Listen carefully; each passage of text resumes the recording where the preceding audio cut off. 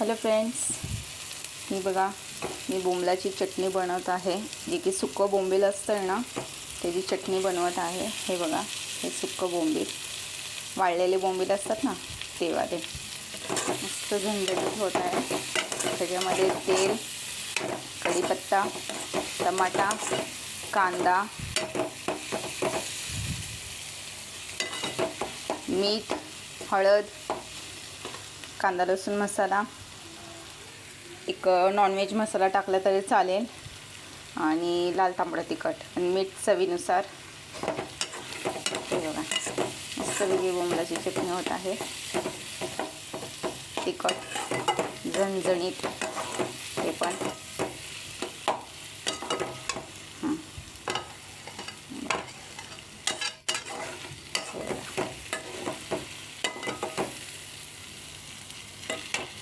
ही आहे बोंबलाची चटणी.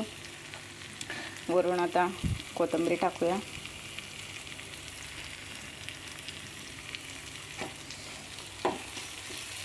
मस्तपैकी हलवून घेऊया.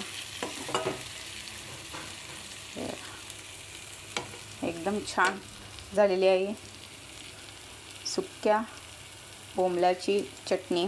कोणाकोणाला आवडते बोंबील चटणी कमेंटमध्ये सांगा. लाईक करा, शेअर करा आणि सबस्क्राईब करायला विसरू नका. बाय.